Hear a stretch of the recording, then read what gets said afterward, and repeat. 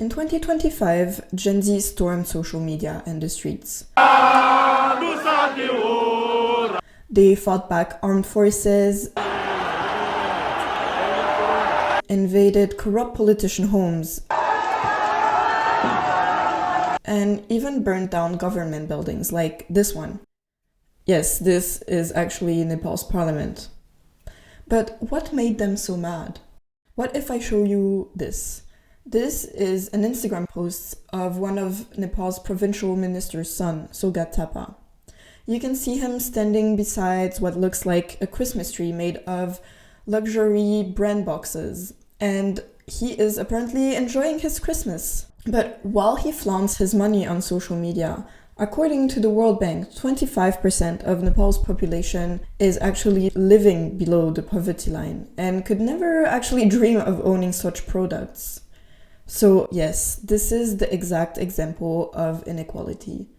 And although inequality has always existed, thanks to social media, it makes it much more visible. And the citizens are starting to catch on that their corrupt politicians and their Nepo kids are showing off on social media, while they sometimes cannot afford basic necessity items.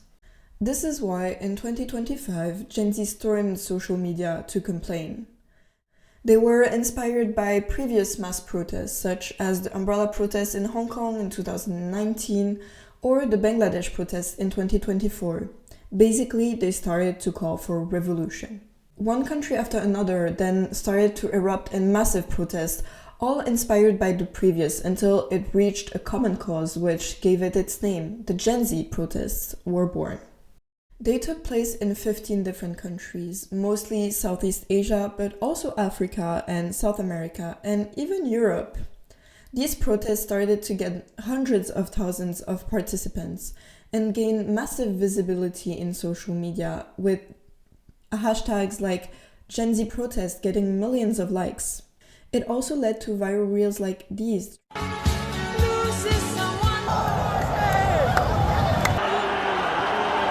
trending everywhere.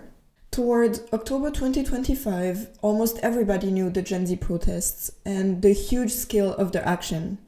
They had the media's attention and could easily organize themselves through it. So how come that after a few months, none of them actually reached what they wanted?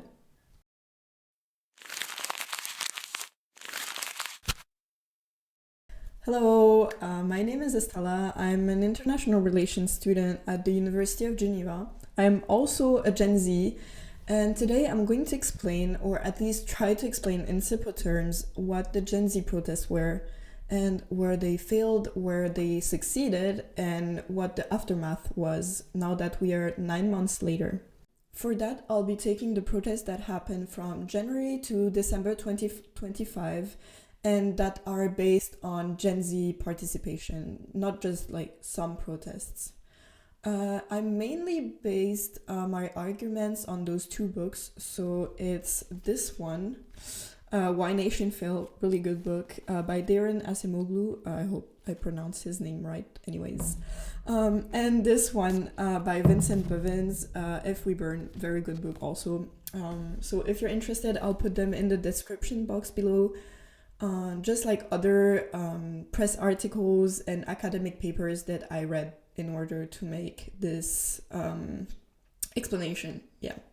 So while the protests were ongoing, so mostly September 2025, I was actually already researching on the topic, but things were moving so quickly I couldn't really analyze the situation properly.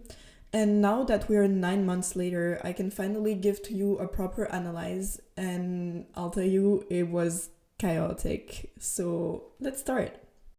But first, we need to understand why they happened, and especially why now. And I'm going to start with a quote of Vincent Bevins for an interview which resumes pretty much the situation.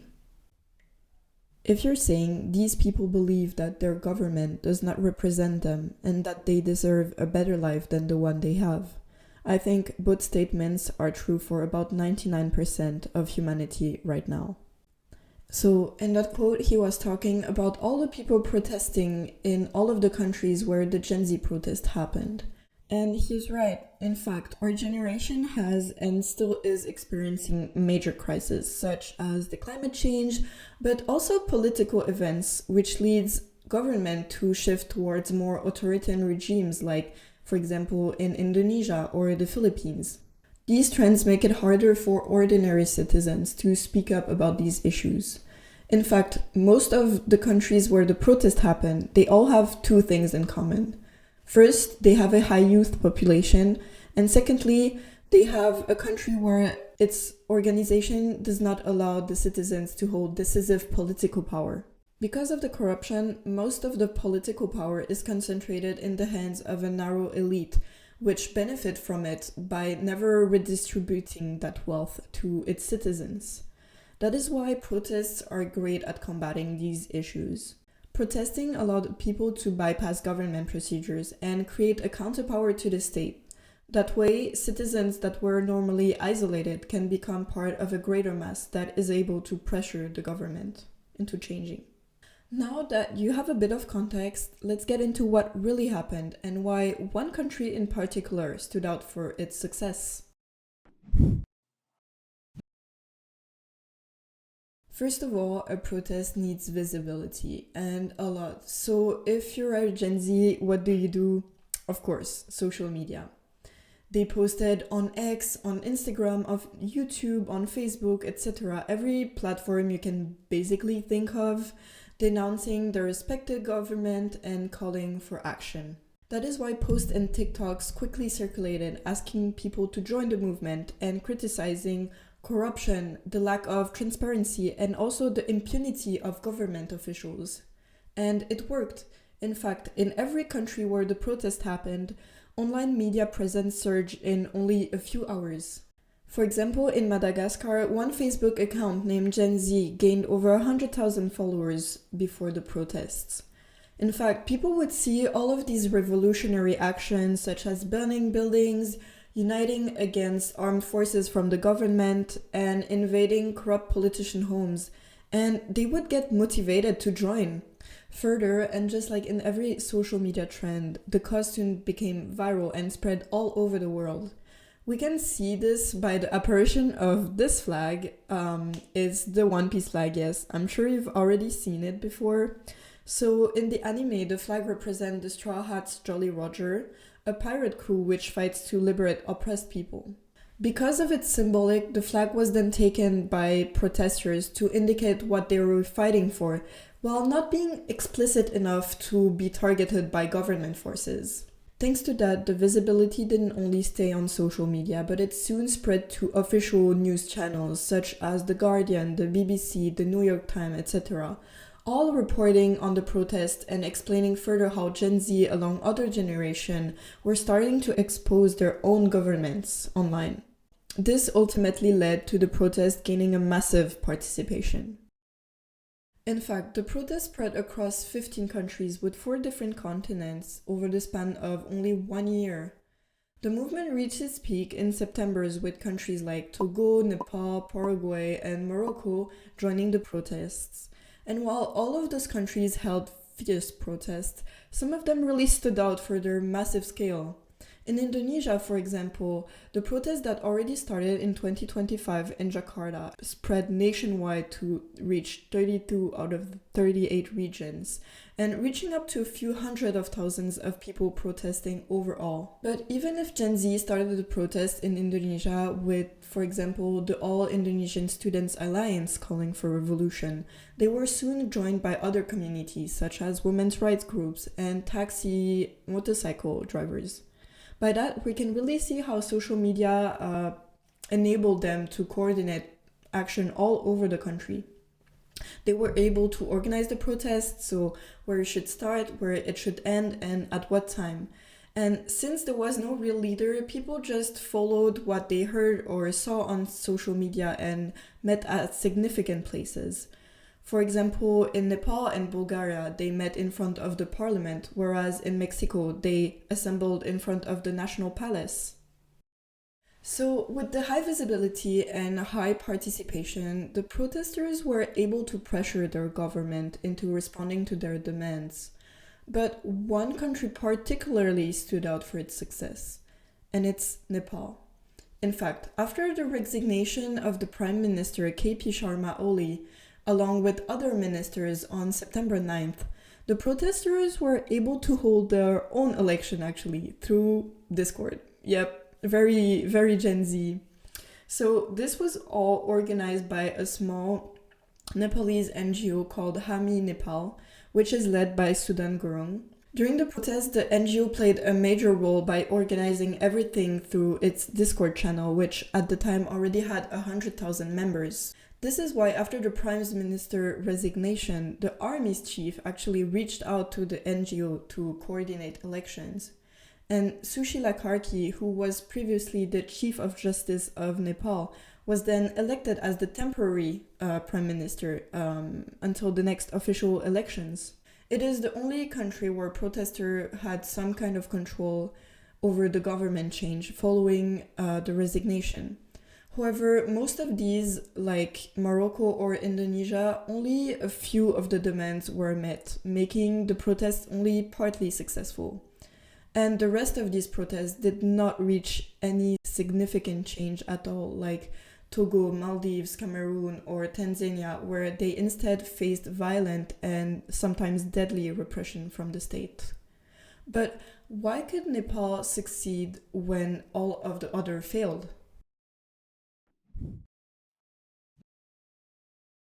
To make it simple, visibility is not the same as political control. In fact, visibility can allow the protest to gain a certain power of pressure towards the state. But at the end of the day, the government still governs and will do everything in its power to protect its interests, which are sometimes not what protesters want. We can see that by the sheer amount of protests that were only partly successful. For example, in Indonesia, in an attempt to contain the protest, the government actually announced its revocation of the lawmaker perks, like housing allowance, and proposed reforms regarding militarization and governance. However, this was not very satisfactory for the protesters that created a precise list of 25 demands tackling things like job insecurity, social reforms, police investigation, but also corruption. This shows us that when based on a system of inequality and corruption, the state will try to contain the protest by only partly responding to the demands without fully changing the way the state is organized. This also enables corrupt politicians to keep power even when facing political pressure. On top of that, despite worldwide scrutiny over what happened, states also violently repress these protests, which shows that they would rather choose violence over changing a system that benefit them. The most tragically famous case is Nepal, where during the protest 76 people were killed and 2,660 were injured due to bullet wounds and other casualties. Other countries like Madagascar and Mexico also had a very high death toll. To further understand why it was hard for the protests to gain significant power over the state, we need to look at the structure of the protests. Or can I say the inexistence of structure, because they were in fact unstructured. And it was intentional. This way of doing is called horizontality. Basically, horizontality means that there is no one in the protest that holds more power than another. So, simply said, there is little to no hierarchy. The movement takes inspiration from anarchist philosophy and enables the protesters to coordinate easily without needing to conform to rules which could make participating more difficult. In fact, as Paul Mason, a British journalist, said, the power of horizontalist movements is, first, the replicability by people who know nothing about theory, and secondly, their success in breaking down the hierarchies that seek to contain them. In his book, however, Vincent Bevins explains how horizontalist organization in a protest doesn't allow it to gain power once the government falls. In fact, since there is no leader or power figure, there is nobody to actually take the lead. Protests are also unorganized, which makes it difficult to coordinate if they want to hold elections to elect a potential leader that could further represent them. This is why we can say that no structure also means no power conversion. To sum this up, protests are great at starting a revolution and making people resign.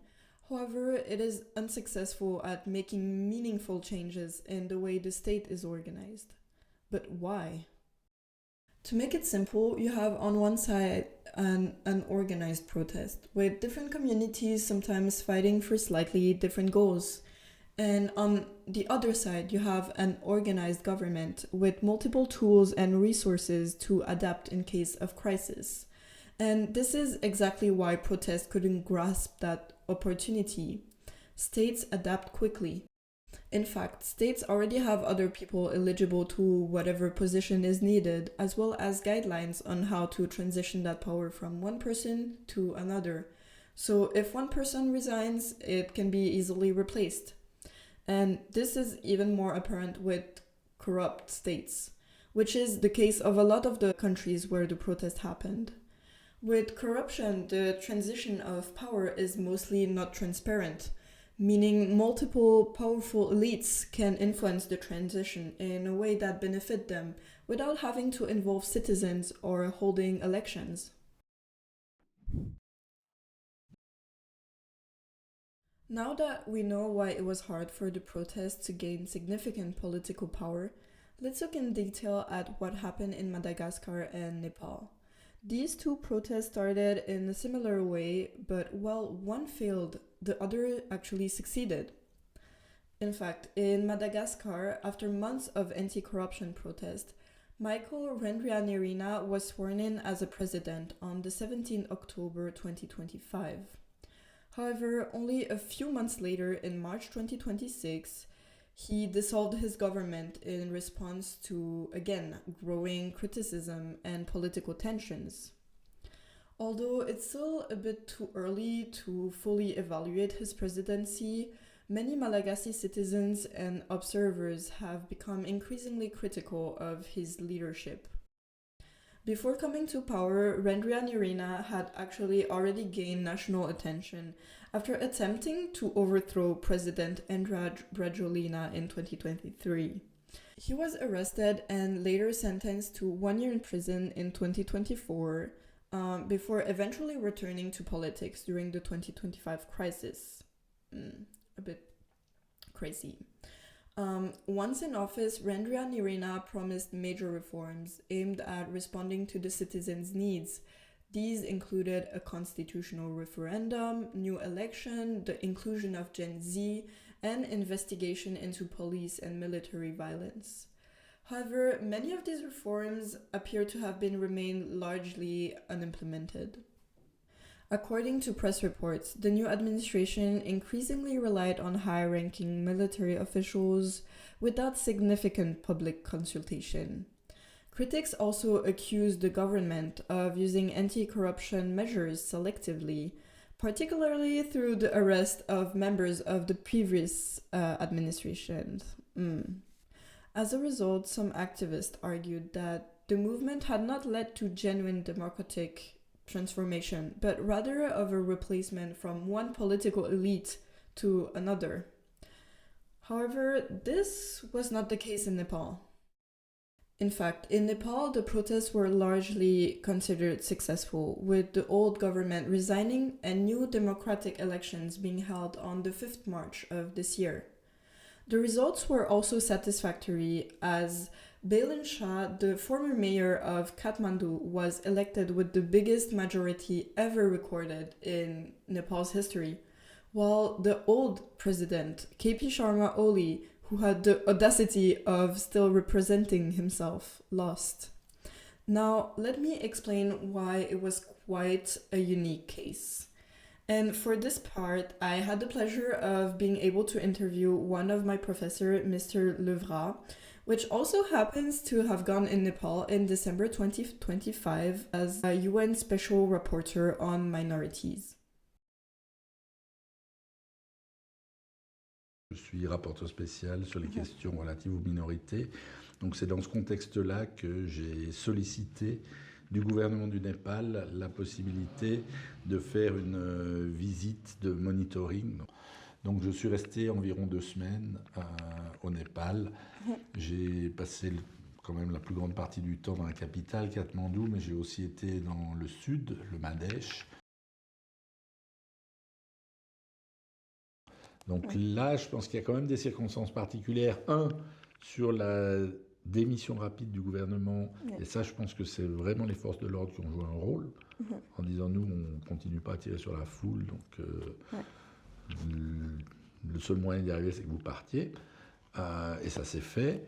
D'avoir un gouvernement intérimaire qui a relativement calmé la situation, comme je vous dis, quand moi j'ai été début décembre, on n'avait pas l'impression d'un pays en pleine hésitation. Et troisièmement, qu'il y avait une figure qui à la fois appartenait à cette génération, mais avait une expérience politique qui a permis de catalyser, de focaliser cette énergie. Après, il faudra voir aussi si ce nouveau gouvernement est capable d'imposer des nouvelles politiques. C'est une chose d'être élu, c'est une autre chose de gouverner. Moi, je suis optimiste. To resume, Nepal was able to have an accumulation of consequences which led the protest to its success. They had the quick resignment of the state with refusal of the army to actually fight the protesters. They had the interim government of Sushila Karki that calmed down the situation pretty well. And finally, but most importantly, they had a trusted figure who strongly sided with the Gen Z while still keeping a political distance. And that distance enabled him to be elected. Now that we have analyzed these two examples, we can finally see why most of these protests failed, while still having received massive support online as well as in real life. In Madagascar, the power transition failed to achieve what the protesters wanted because it lacked a fully trusted power figure, and the transition was messy, making the citizens feel insecure and skeptic about the changes. On top of that, there were no votation to bring legitimacy to Michael Randrianirina, who instead took measures to strengthen control over its population as a way to bring back stability. In Nepal, however, the protesters were able to start a quite stable and effective power transition by a few trusted political actors, going from Sudan Gurung to Sushila Karki to now Bailan Shah, who was voted with the highest majority ever recorded in Nepal's history. This transition enabled Nepal to launch a new political start, which could potentially reverse the tendency of corruption and provide more equality to its citizens. Now, to quickly conclude, the Gen Z protests that happened in 2025 were able to attract massive visibility and massive participation, which enabled them to pressure their respective government and gave them enough political leverage to actually make head of government resign. That is why if we say that a protest success is based only on its participation and short-term changes, then we could say the Gen Z protests were successful and that the social media were a powerful tool. However, if we consider that a protest is only successful when having met all of the demands asked and achieving long-term change, then most of them were not. And I want to finish with that. Maybe one of the aim of the protest were not to achieve long-lasting political change, but simply to release individual anger. The protest brought people together along a common cause, and despite the tragic losses and violence, we can say that everybody was a hero fighting for what they think was right. And so if that was the aim of the protest, then every protest was very successful. And with that said,